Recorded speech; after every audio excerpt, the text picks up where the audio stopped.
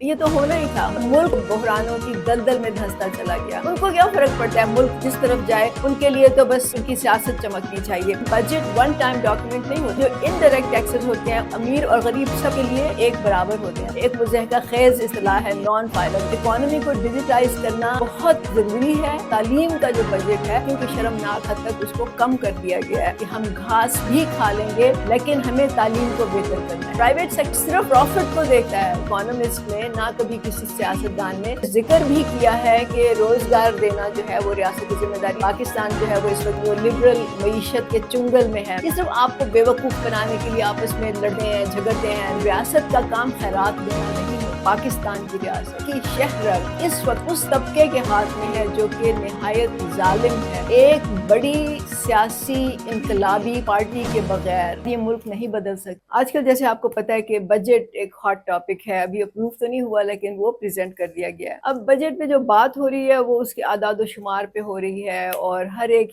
کی بال کی کھال کھینچی جا رہی ہے. جو صحیح ہے جو کرنے والے ہیں جو اکانومسٹ ہیں یا لوگ دیکھ رہے ہیں لیکن اصل میں جو اس کی ایسنس ہے جب تک ہم اس کو نہیں سمجھیں گے ہم اسی طرح چکر لگاتے رہیں گے نمبروں کے ارد گرد. بجٹ جو ہے یہ ایک آپ کے معاشی نظام کا ایک اہم حصہ ہوتا ہے اور بجٹ سے اس کے بنانے والوں کی نظریاتی اساس اور ان کی ترجیحات کا پتہ چلتا ہے. مطلب یہ پتہ چلتا ہے کہ وہ کس نظریے کی بنیاد پہ اس اکانومی کو بجٹ کو دیکھ رہے ہیں اور ان کے لیے کون سی چیزیں ہیں جو کہ اہم ہیں جن کو پرائیورٹی دینی چاہیے جن کے لیے زیادہ پیسے رکھنے چاہیے. تو جو لوگ اس بجٹ پہ تنقید کر رہے ہیں نا کہ اس میں عوام کے لیے کوئی ریلیف نہیں ہے, عوام کے لیے کوئی پازیٹیو خبر نہیں ہے, میں صرف ان کو یہ کہوں گی کہ یہ تو ہونا ہی تھا. مطلب دیکھیے جس ماحول میں جس حالات میں جن عوامل کے تحت یہ بجٹ بن رہا ہے اس سے آپ کو اور کیا امید ہو سکتی تھی. مطلب اگر میں یہ امید لگا کے بیٹھتی کہ اس بجٹ سے کوئی پاکستان جو ہے وہ خوشحال ہو جائے گا اور لوگوں کی تکلیفیں دور ہو جائیں گی اور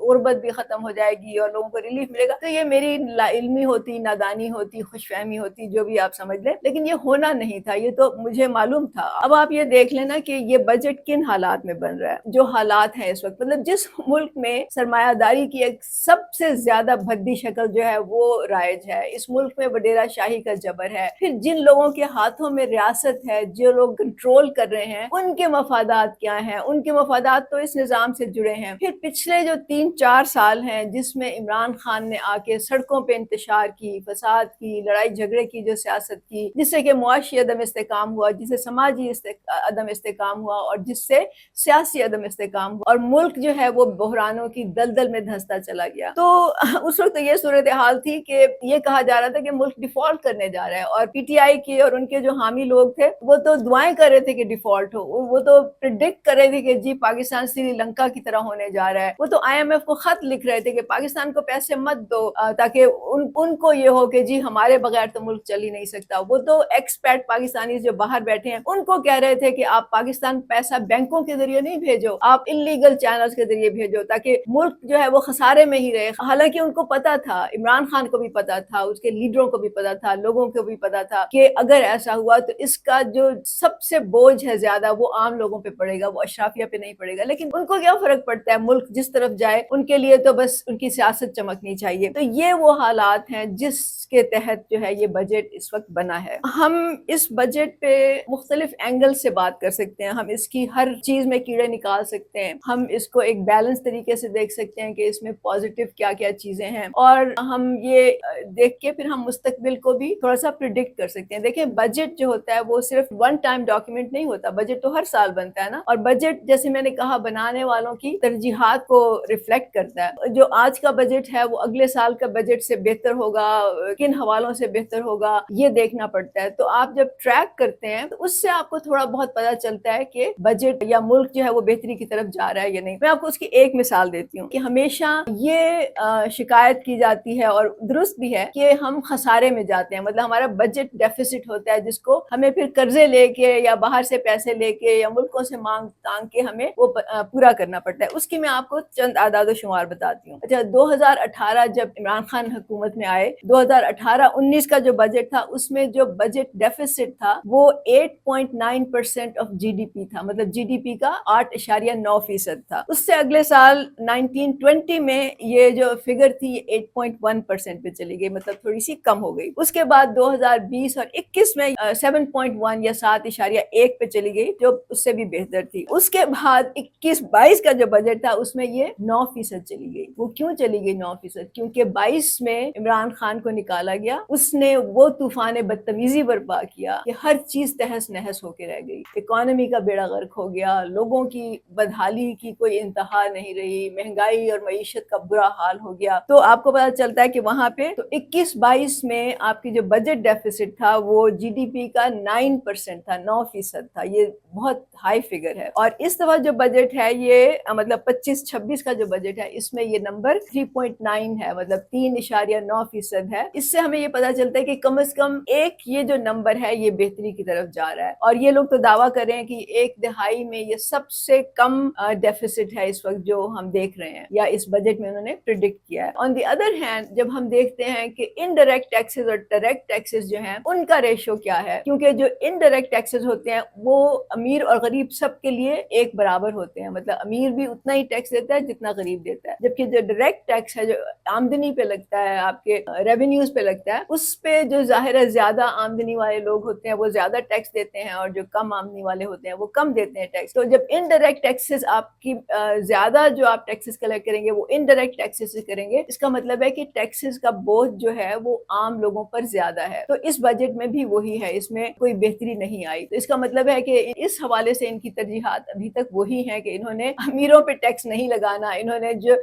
ہم بار بار کہتے رہے ہیں کہ ان شعبوں پہ ٹیکس لگے، اس میں کوئی تبدیلی نظر نہیں آئی. ایک اور جو میں سمجھتی ہوں کہ پازیٹیو اس کا آسپیکٹ ہے وہ ہے نان فائلر کا. مجھے تو نان فائلر کی جو اصطلاح ہے اس کو ہی سن کے مجھے ہنسی بھی آتی ہے، حیرت بھی ہوتی ہے. ایک مضحکہ خیز اصطلاح ہے نان فائلر. نان فائلر کا کیا مطلب ہے؟ اس کا مطلب ہے کہ میں فیصلہ کروں گی کہ میں نے اپنے آپ کو ٹیکس دہندہ ڈکلیئر کرنا ہے یا نہیں، مطلب میں اپنے آپ کو ٹیکس دینے کا اہل سمجھتی ہوں یا نہیں، یا میں کس کیٹیگری میں ہوں کہ میں ٹیکس دوں گی یا نہیں. مطلب آپ یہ افراد پہ کیسے چھوڑ سکتے ہیں؟ کوئی خود سے کیسے ڈیسائیڈ کر سکتا ہے کہ وہ نان فائلر ہے؟ تو اس بجٹ میں لگ رہا ہے کہ نان فائلر کے گرد جو ہے وہ گھیرا تھوڑا سا تنگ کیا جا رہا ہے تاکہ آہستہ آہستہ اس کیٹیگری کو ختم کیا جائے، اور یہ اچھی بات ہوگی اگر یہ لوگ اس میں کامیاب ہو جاتے ہیں. دوسرا جو پازیٹیو آسپیکٹ ہے وہ میں سمجھتی ہوں کہ یہ ایک کوشش ہو رہی ہے اکانومی کو ڈیجیٹائز کرنے کی. میں آپ کو بتا دوں کہ اکانومی کو ڈیجیٹائز کرنا بہت ضروری ہے، کیونکہ اس کے بغیر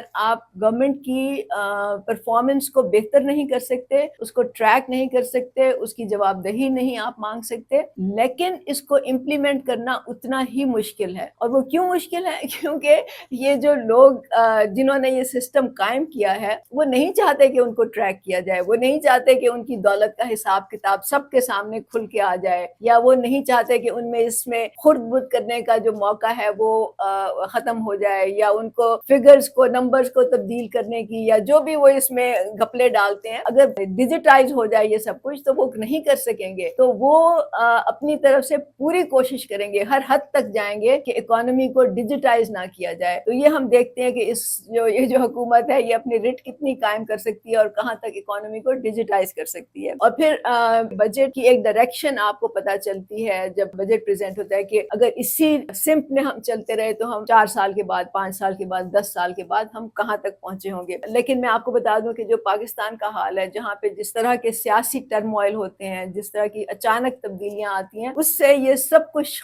ختم ہو سکتا ہے، تبدیل ہو سکتا ہے. اگر آج خدا نہ خواستہ عمران خان باہر نکل آیا، جو کہ مجھے امید ہے کہ نہیں ہوگا ایسا، لیکن اگر ایسا ہوا تو پھر اس آل بیٹس آر آف. پھر یہ جو بجٹ ہے اس سے اگلا والا کیا ہوگا، کیسا ہوگا، اس کا ہمیں کوئی اندازہ ہی نہیں ہو سکتا. اب ہم آتے ہیں کہ سوشل سیکٹر کی طرف. اس بجٹ میں سوشل سیکٹر میں کٹوتی کی گئی ہے، خاص طور سے تعلیم کا جو بجٹ ہے اس کو میں سمجھتی ہوں کہ شرمناک حد تک اس کو کم کر دیا گیا ہے. ایک ایسے ملک میں جہاں آلریڈی 3 کروڑ بچے اسکول نہیں جا رہے، جہاں جو اسکول جا بھی رہے ہیں وہاں پہ آپ تعلیم کا معیار دیکھ لیں کیا ہے، وہاں پہ آپ نے اس کو مزید اس کی جو فنڈنگ ہے وہ آپ نے مزید کم کر دی ہے. اس وقت پاکستان میں جو تعلیم کا حال ہے وہ تو ایمرجنسی نافذ ہونی چاہیے. اس کے لیے تو ہم ایک دن بھی انتظار نہیں کر سکتے، چند سال انتظار کرنا جانا تو بہت دور کی بات ہے. ذوالفقار علی بھٹو نے کہا تھا کہ ہم گھاس بھی کھا لیں گے لیکن ہم ایٹم بم بنا کے چھوڑیں گے. میں آج یہ کہہ رہی ہوں آپ کو کہ ہم گھاس بھی کھا لیں گے لیکن ہمیں تعلیم کو بہتر کرنا ہے. ہمیں ہر بچے کو ایک اچھی معیاری تعلیم دینی ہے. کوئی بچہ ایسا نہ ہو جو کہ اسکول نہ جا رہا ہو, کوئی بچہ ایسا نہ ہو جو پیچھے رہ جائے, کوئی بچہ ایسا نہ ہو کہ اگر اس کے ماں باپ کے پاس وسائل نہیں ہے تو وہ اسکول نہیں جا سکتا, کوئی بچہ ایسا نہ ہو یا بچی ایسی نہ ہو کہ اگر اس کے والد کا یا جو بھی کمانے والا ہے اس کی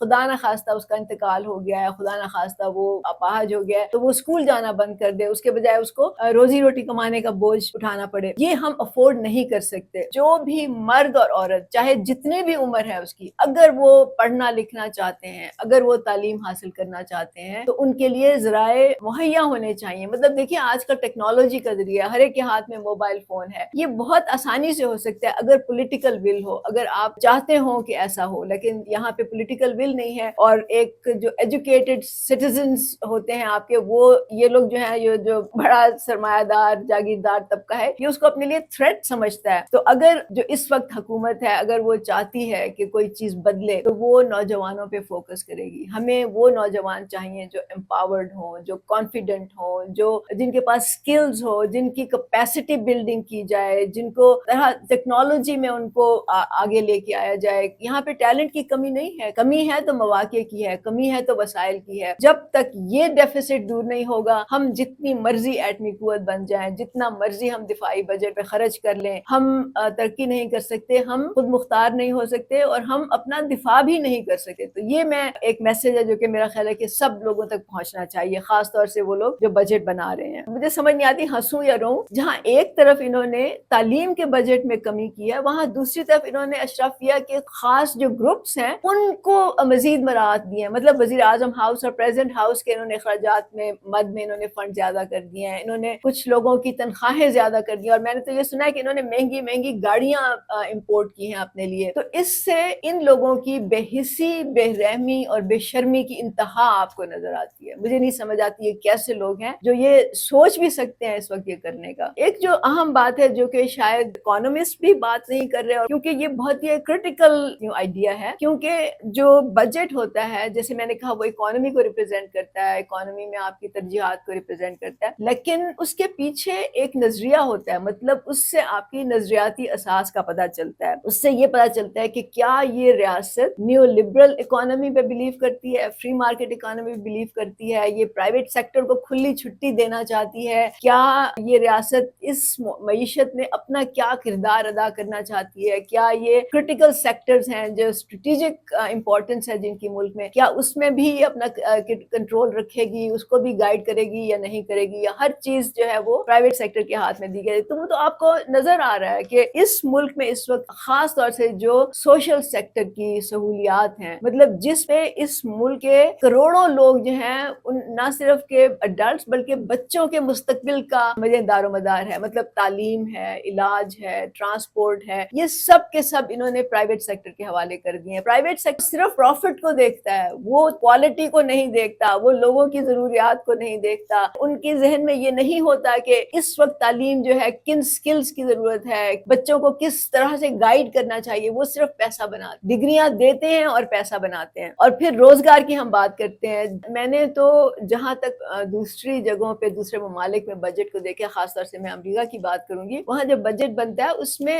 روزگار کے لیے ایک لائن آئٹم ہوتا ہے. مطلب کہ اس بجٹ کے امپلیمنٹ ہونے سے جو بھی پروجیکٹ بنیں گے, جو بھی کام ہوں گے, اس میں کتنے جابس کریٹ ہوں گے, اور وہ جابس کس شعبے میں ہوں گے, ان جابس کے لیے ان کو کس قسم کی سکلز کی ضرورت ہوگی. پھر اس کے لیے پریپیئر کیا جاتا ہے. اگلے 2 سال کی, 3 سال کی, 4 سال کی پریڈکشنز ہوتی ہیں کہ ہم اپنے نوجوانوں کو اس طرف لے کے جائیں گے, اس شعبے میں گائیڈ کریں گے. پھر آپ کے تعلیم کے شعبے کو مارکیٹ کے ساتھ کنیکٹ کیا جاتا ہے تاکہ لوگ جب ڈگری لے کے نکلیں تو ان کے لیے جابس انتظار کر رہے ہوں. لیکن یہاں پہ اس بجٹ میں نہ کبھی کسی اکانومسٹ نے, نہ کبھی کسی سیاستدان نے یہ ذکر بھی کیا ہے کہ روزگار دینا جو ہے وہ ریاست کی ذمہ داری ہے. حالانکہ پاکستان کی کانسٹیٹیوشن میں لکھا ہوا ہے کہ ہر کسی کو اس کی صلاحیت کے مطابق کام ملے اور کام کے مطابق اس کو معاوضہ ملے. لیکن کانسٹیٹیوشن کو کون یہاں دیکھتا ہے اور کون اس کو پڑھتا ہے اور کون اس پہ عمل کرتا ہے, یہ ایک الگ بحث ہے. اچھا, یہ تو میں نے کہا کہ ایک تو یہ نظریہ ہوتا ہے ریاست کا کہ وہ ریاست جو ہے کیا ہر چیز پرائیویٹ سیکٹر کے حوالے کر دیتی ہے, فری مارکیٹ پہ بلیو کرتی ہے. اور میں نے آپ کو مثالیں دی ہیں کہ ہاں پاکستان جو ہے وہ اس وقت نیو لبرل معیشت کے چنگل میں ہے, ہر چیز جو ہے پرائیویٹ سیکٹر کے حوالے میں. دوسری طرف جو ہے ریاست کی ایک اور جو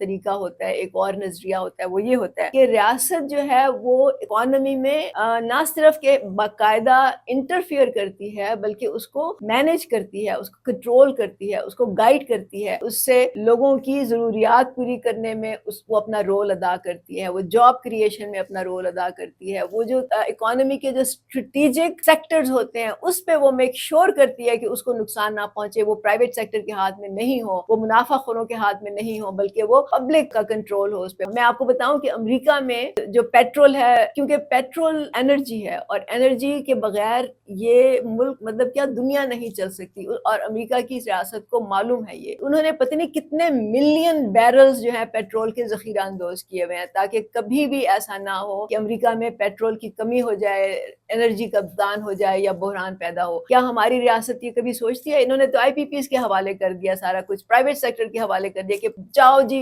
منافع کماؤ, تمہیں اجازت ہے, تمہیں کھلی چھٹی ہے, تم کیپیسٹی کے بھی چارجز لو, تم جو مرضی کرو, ہم انٹرفیئر نہیں کریں گے, اور اگر ہم انٹرفیئر کریں گے تو پھر تمہیں میں انٹرنیشنل کورٹس میں بھی لے کے جا سکتے ہو. یہاں یہ حال ہے. یہ ریاست کا کام ہوتا ہے کہ وہ جو اس طرح کے اسٹریٹجک یا کرٹیکل سیکٹرز آف اکانومی ہوتے ہیں اس پہ وہ اپنا نظر رکھتی ہے, کنٹرول رکھتی ہے, اور اس کو وہ مینج کرتی ہے. اب میں نے امریکہ کی مثال دی, حالانکہ امریکہ جو ہے وہ سب سے بڑا اسٹرانگ کیپٹلسٹ ملک ہے, تو وہاں پہ اگر ریاست یہ کر سکتی ہے تو پاکستان میں کیوں نہیں کر سکتی؟ کیونکہ یہاں پہ کرنا ہی نہیں چاہتے, کیونکہ یہاں پہ جو جن کے ہاتھ میں آئی پی پیز ہے وہ وہی لوگ ہیں جن کے ہاتھ میں ریاست ہے, تو ان کا تو آپس میں گٹھ جوڑ ہے یہ ایک دوسرے کے, چاہے یہ آپس میں کتنا لڑتے رہے. ابھی آپ نے دیکھا نا کہ اسمبلی میں جب بجٹ پیش ہوا تو پی ٹی آئی نے کیا ہنگامہ مچایا. مطلب مجھے تو دیکھ کے افسوس ہو رہا تھا کہ یہ لوگ سیاست دان ہیں یا یہ بگڑے ہوئے بچے ہیں. مطلب ڈیسک پہ شور مچا رہے ہیں, اس پہ ہاتھ مار مار کے اور نعرے لگا رہے ہیں, اور یہ سیاست دانوں کا رویہ ہوتا ہے. تو بجٹ کو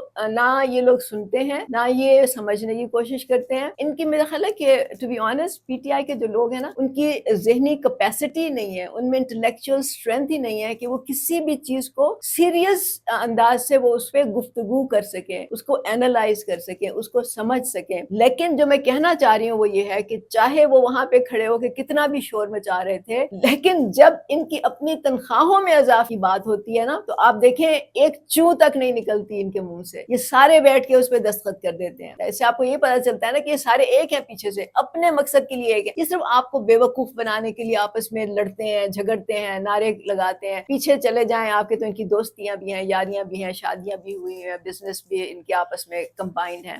تو ان کے دھوکے میں نہ آئیں آپ. ایک جو اور بہت اہم بات ہے جو کہ کرنی ضروری ہے وہ ہے ریاست کا کام خیراتی حوالے سے, کیونکہ انہوں نے بے نظیر انکم سپورٹ پروگرام میں ایک اچھی خاصی رقم جو ہے وہ اس کے لیے ایلوکیٹ کی ہے. بے نظیر انکم سپورٹ کیا پروگرام, اسے کیش ٹرانسفر پروگرام, جس سے کہ آپ لوگوں کو ہر مہینے کیش دیتے ہیں, اور وہ کیش اتنا نہیں ہوتا کہ اس سے ان کی ضروریات پوری ہوں, وہ بس کیش اتنا ہوتا ہے کہ آپ ان سے ان کی سیاسی وفاداریاں خرید سکتے ہیں, وہ آپ کے ووٹرز بن سکتے ہیں. وہ اتنے, کیونکہ غربت اتنی زیادہ ہے, لوگ اتنے ڈیسپریٹ ہیں, اتنے محروم ہیں, اتنے مظلوم ہیں, اتنے بیچارے ہیں, بے بس ہیں کہ ان کو 4 پیسے بھی مل جائیں, اس کو 500 روپے بھی مل جائیں تو وہ اس کے لیے پتہ نہیں قتل بھی شاید کرنے کو تیار ہو جائیں. لیکن ریاست کا کام خیرات دینا نہیں ہوتا, ریاست کا کام ایسا نظام بنانا ہوتا ہے کہ خیرات کی ضرورت ہی نہ ہو. خیرات کی ضرورت اس وقت ہوتی ہے جب ریاست اپنا کام نہیں کر رہی ہوتی. اس وقت بھی یہ ہوتا ہے کہ لوگ اپنی طرف سے مدد کرتے ہیں دوسروں کی, اگر وہ کسی کو مشکل میں دیکھتے ہیں اس میں پھر سول سوسائٹی کی آرگنائزیشنز آ جاتی ہیں. لیکن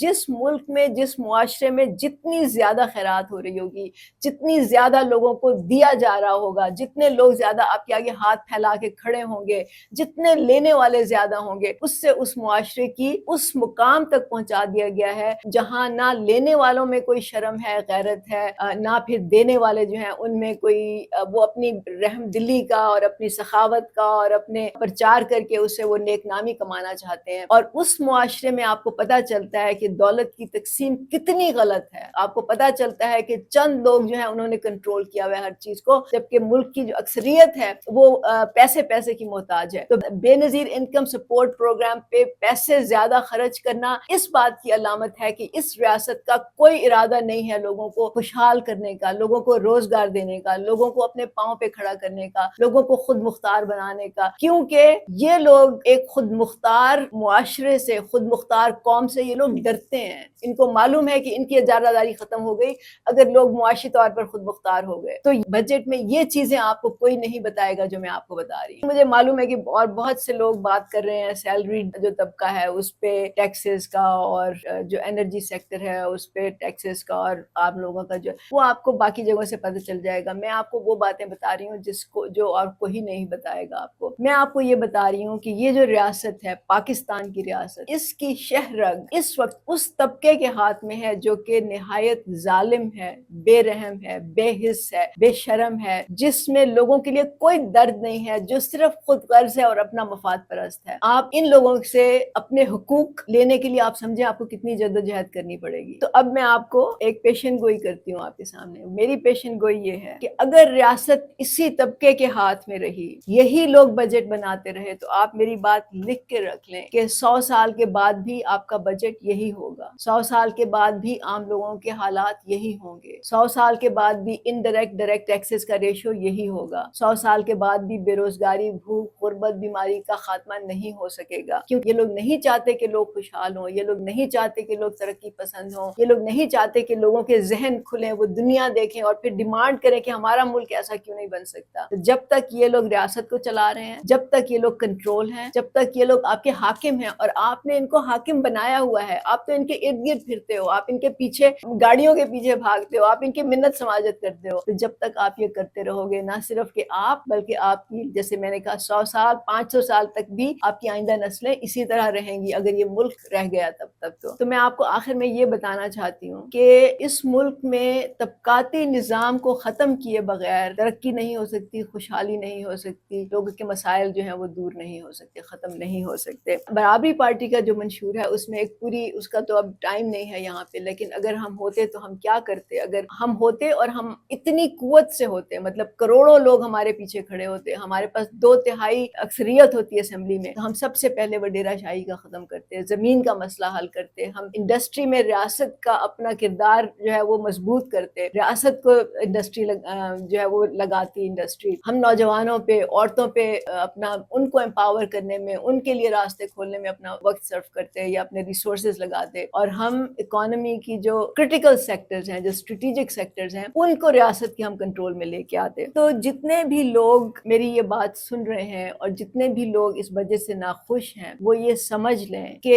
ایک بڑی سیاسی انقلابی پارٹی کے بغیر، جس کو کہ کروڑوں لوگوں کی حمایت حاصل ہو، جس کو کروڑوں لوگ سپورٹ کر رہے ہوں، جن کی ایک نظریاتی اساس ہو، اس کے بغیر یہ ملک نہیں بدل سکتا۔ تو اگر آپ بجٹ میں عام لوگوں کے ریلیف دیکھنا چاہتے ہیں، اگر بجٹ میں آپ چاہتے ہیں کہ لوگوں کی زندگیاں خوشحال ہوں اور لوگوں کو کچھ ملے بجائے ہر چیز اشرافیہ کے ہاتھ میں ہونے کے، تو آپ برابری پارٹی میں شامل ہوں، کیونکہ اس کا تو مقصد ہی یہ ہے۔ اس میں آئیں، آپ سیاسی طور پہ منظم ہوں، علم حاصل کریں، ہمت جرأت دکھائیں، پھر اس ملک کو بدلیں، اور پھر بجٹ بنانا آپ کے ہاتھ میں ہوگا، آپ کو ان سے سوال کرنے کی اور ان سے پوچھنے کی ضرورت ہی نہیں ہوگی۔ یہ ہم کہتے ہیں، اور اس کے بغیر ہم نہیں دیکھتے کہ ملک کیسے آگے بڑھ سکتا ہے۔ بہت شکریہ۔